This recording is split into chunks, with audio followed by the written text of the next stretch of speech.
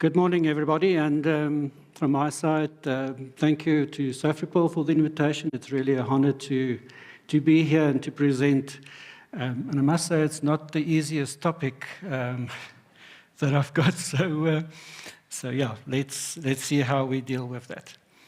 I'm very happy that the DDG spoke before me. I think she raised a number of issues and created the context.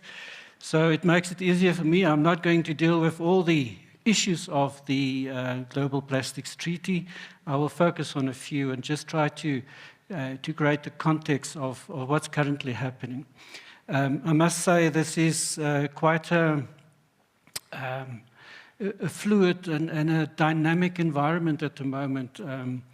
As the DDG said, on Monday we received a new document from the chairperson shared with us following a long zero draft that we had before. And the question is, you know, there's constantly new information and issues that you need to deal with. So some stay constant and others continuously change. And how do you keep track of that?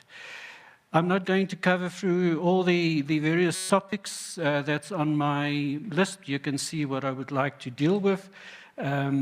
So as I said, I will not be able to cover in the time that I have all the different elements that is very often contentious at this point of time.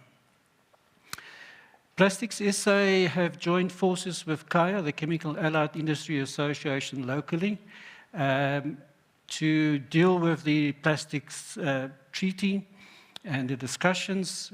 Globally, we've taken hands with the global industry, where we work with the International Council for Chemical Associations, the American Chemical Council, who've created a plastics leadership group that really incorporates most of the associations and bodies and producers worldwide. So we're quite connected. We've engaged with them from a global perspective, but very critical is how do we bring the South African context in, and specifically when you start dealing with the National Action Plan later on in the process.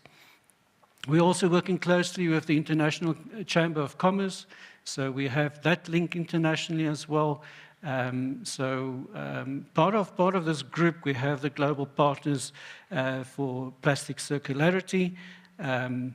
You can look at that website if you want more detail on developments and progress and the vision and etc. that's in place. But I think critical for us and for me just to restate is that the goal at the end of the day for us, it's about eliminating plastic pollution while retaining the societal benefits of plastic. And I think it's critical that you keep that in the back of your minds. So just to create context, where does South Africa and maybe Africa sit in this whole process of the Global Plastics Treaty? And if you look at the box diagram on the left-hand side of your slide, you can see China is producing about 32% of raw materials, of polymers in South Africa, plastic. And then towards, on the right-hand side of that graph, you have, now I've lost the place. Middle East and Africa, sorry, the light blue bar, 9% in total. Africa itself is not probably even 1% of that. If you look at South Africa, we're only producing, in terms of the world production, 0.4% of the world production that's been created. So it's tiny in terms of the world consumption. But if you compare that to Africa, South Africa is one of the bigger plastic producers in Africa, or the biggest. We're the biggest economy as well.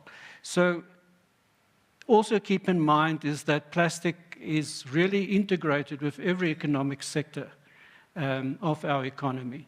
So we deal with, or our products, be it an intermediate product or a finished good, It goes into the market in every sector, be it communication, automotive, be it electrical, wherever you're looking at it. And it's like you say, Leanne, you touch plastics every moment of the day.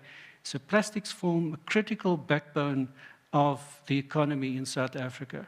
And any decision taking on a global level, dictating to South Africa what we need to do and how we need to do it, will have a bigger impact on our economy. And Rolf explained to us that our economy is not really in a good space. Yeah, there's signs of growth probably, but any negative impact at the end of the day will have huge impacts in terms of the industry. Just very briefly, we talk recycling, and I just want to reflect what we are doing. And those that have international figures, you can compare this to what you know. But in 2023, the survey that we've done, recycling have grown by 17% in South Africa. We have collected waste that is predominantly coming from landfills, more than 53% of what is available for recycling in South Africa. And we have recycled, sorry, now I'm going all the way, and we've recycled around 27%, which compared to the rest of the world is a big number. Rest of the world, you're talking 9 to 12% that's been recycled. Given the fact that in South Africa we still sit with a broken waste management system, and I'll talk about that a little bit later on. Resolution 5.14. I think it's critical to take note that the instrument or the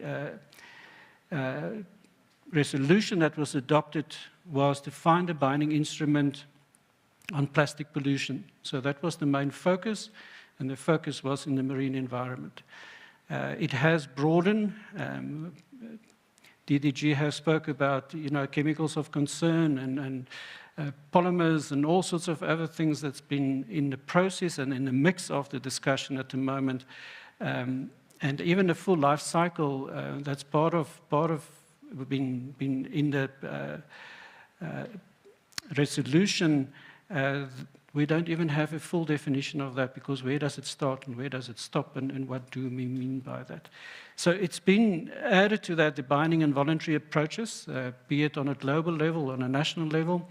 Is it binding, address the full life cycle of plastics, and then very well included there is the national circumstances. So very critical is that when you look at the decisions taken, how will it impact on individual countries, and what will be the impact of that. I'm not going around that a little bit more, maybe just on the context of the negotiations, what's happening there. 175 countries sitting there negotiating. It is the governments that negotiate, so it's not industry, it's not NGOs, it's not the scientists. We're sitting and tending as observers. Very often we don't have the opportunity to speak in the forum or in the meeting. When there are opportunity to speak, very often it would be those NGOs aligned to the UNEP or that's working for UNEP that will have the opportunity to speak. So industry have to deal with inter or bilateral discussions and meetings with members, need to work with side events, submit position papers and comments and things like that. So it's very much a one-on-one discussion rather than having a voice in the bigger arena.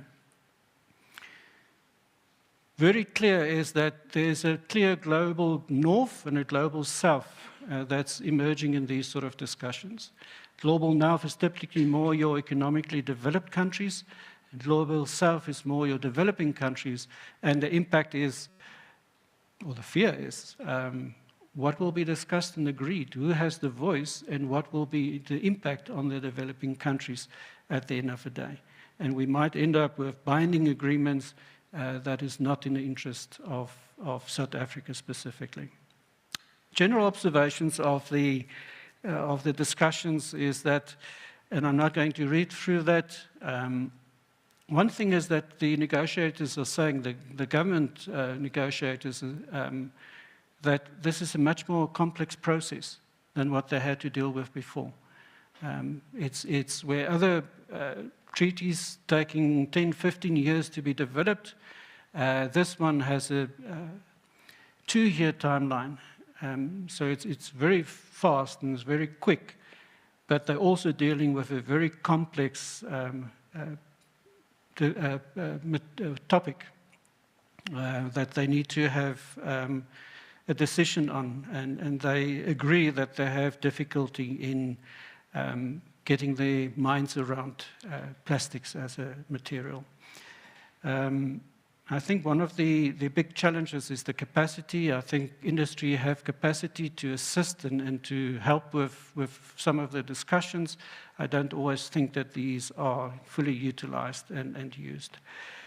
Just on polymers of concern, as we heard, the chair has now moved that, or the primary polymers, to just supply. We've looked at definitions that reflect on life cycle, which has not been even agreed to or finalized. So polymers of concern, and I use the polymers of concern as the text or the way that has been dealt with in the zero draft.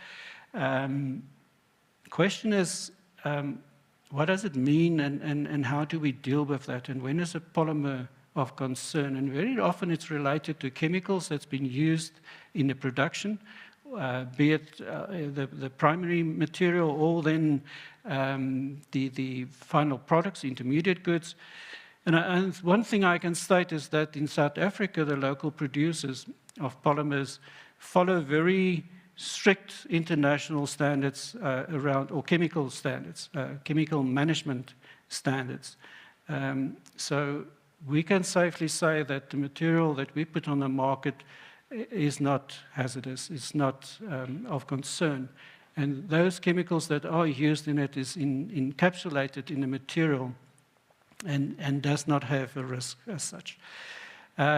We would like to see that all imported materials that's coming into the country will meet the same criteria and that they can state that they comply with the same standards. I think one of the questions or the challenges that we have in South Africa is that we don't have a policy that regulate hazardous chemicals or chemicals then as such. Production caps is suggested. There are positions put forward that we need to reduce the production of polymers by 40% by 2040. Can you imagine what that will do to our economy, to job losses, to companies? So it is an issue that is under discussion. Obviously, there's huge divergence on this topic, and there's many countries that say this is not on the table, it should not be on the table as part of this discussion as we deal with pollution. Often the problematic and unnecessary or avoidable plastics has been raised as a discussion point. Yeah, the debate is who holds the decision, who makes the call at the end of the day that a material is avoidable or that it is hazardous or unnecessary. So it's still issues that needs to be finalized and definitions and processes that needs to be sorted out. Alternatives. So the view is that if one talk about alternatives, should it come into play, that those alternatives should have and should be measured against the same criteria that you measure plastics against, to say it's avoidable or unnecessary and so on. And then obviously, what is the socio-economic impact? What is the environmental impact at the end of the day of the material that you are bringing in? Chemicals of concern, that's another term that's in the zero draft. And again, many countries is of the notion that it should not be part of the text and it should not be included. After 13,000, and I think the DDG have shown that in the first slide, there's 13,000 chemicals that's been quoted to have an impact or that's hazardous, used in plastics. Interesting that more than 87% of those chemicals are somewhere regulated in one of the multilateral environmental agreements. So it's already been taken care of. But critical to note is that the global industry is busy with a additives database that will be developed over the next 3 years that would be very useful when making these sort of decisions. I refer to the MEAs, the multilateral environmental agreements. I think it's critical that this treaty would not duplicate the work that's been done in some others. So if there are gaps in those treaties or agreements, then I think it's critical that we fill those gaps instead of creating another one with another set of rules and criteria that is just confusing everybody at the end of the day. Risk-based approach and definitions. There's some of the scientists that would like to follow a hazardous approach in identifying chemicals of concern or polymers of concern. It's like saying there's a shark in the ocean, and because there's a shark, we're not going to swim. Risk-based and application-based really say, yes, we know there's a shark in the ocean, and we are aware of that. Therefore, we put out shark spotters and flags, and when we swim, we don't swim alone, because at least you reduce your chance by 50% to be killed. But you manage the risk at the end of the day, and I think the same should apply here. Interesting that none of the multilateral agreements that's been reached up to now have used the hazardous approach. But it is something that's been put on a table and that has a big impact on this.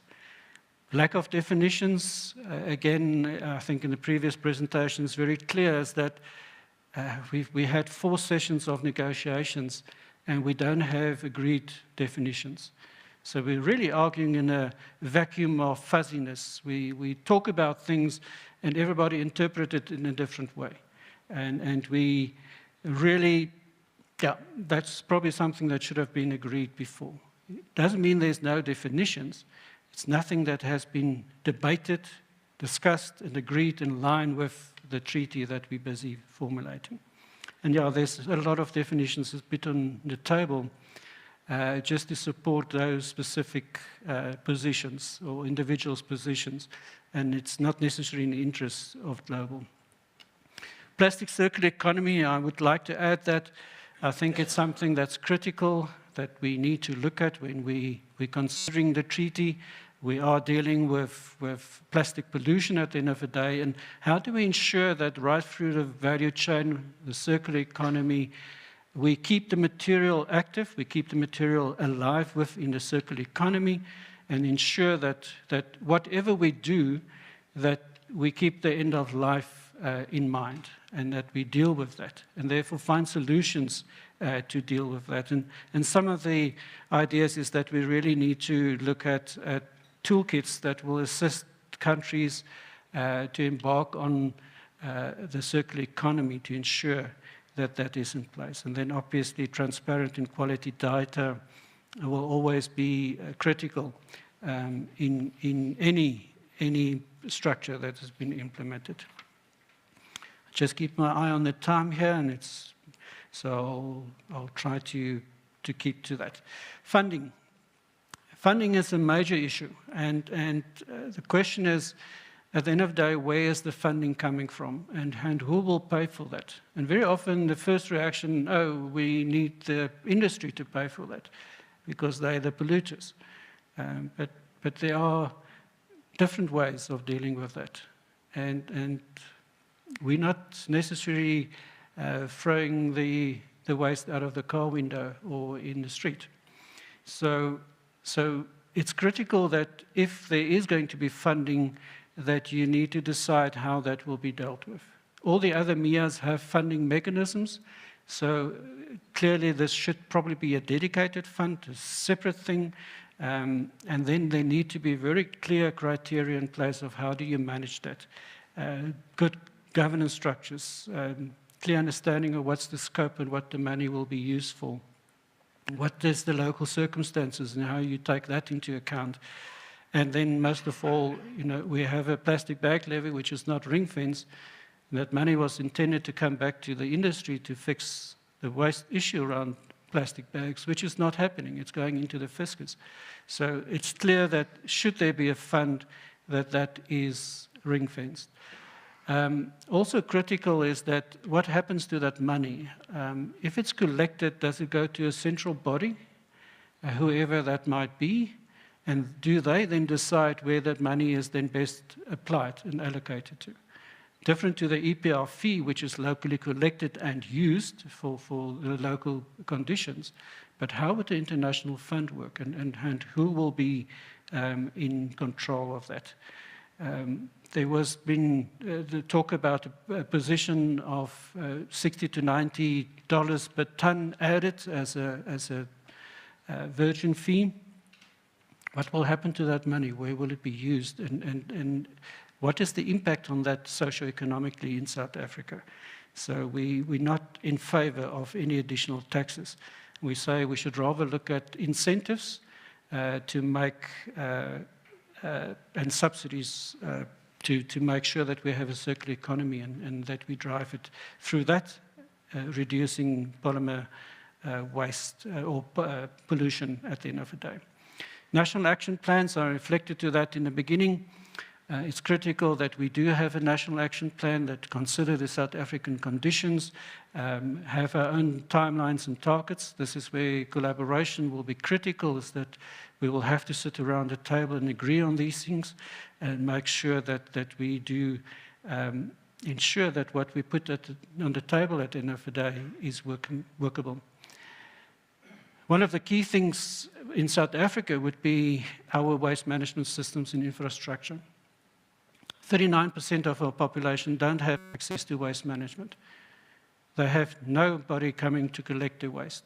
So at the end of the day, what happens to that? We talked about open burning and things. So we need to fix our broken system. We need to make sure that in implementing a treaty like this, that we ensure that we get the waste out of the waste stream, not contaminated and from a landfill, but from a central place where it can be separated and sourced.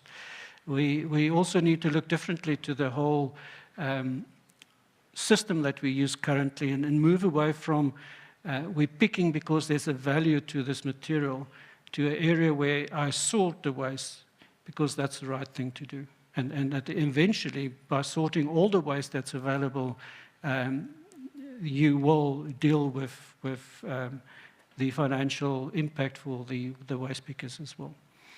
Education awareness, I think we can't talk enough around that, and we definitely need a lot of support for a just transition. So how do we find and develop a system where you incorporate the informal sector, but ensure that you collect all waste and you sort all waste, not just the valuables? Last slide, DDG referred to the last sessions coming up, 60 hours of negotiations. If you look at what's on the list, there's more than 3,700 brackets on a 70-page document. It means it's more brackets than letters or words on there. It needs to be sorted out. It needs to be agreed. And 60 hours is definitely not sufficient for that. But there's a high expectation that there will be agreement reached. Although the question is, do we make it very broad? Might not have sufficient time then, or do we narrow down the scope and say, how do we deal with what we have currently, where there is convergence, and we can agree on some things and move forward in that. Critical is that, collaboration, we need to work together, industry needs to be part of this process, and at the end of the day, we need an effective and a workable agreement and a treaty that will eliminate waste, plastic waste, that will stop leakage of plastic into our environment and have a clean and healthy environment for the future. Thank you very much. Last slide, you can just check that. Bit of a challenge, but plastic, at the end of the day, if we deal with it, if we reuse it, recycle it, refill it, whatever the case might be, but if you use it from an environmental perspective, it's the best material to be used from a carbon footprint and other measures as well. So plastics is fit for purpose, but it doesn't belong in the environment And this is what the treaty needs to stop. Thank you.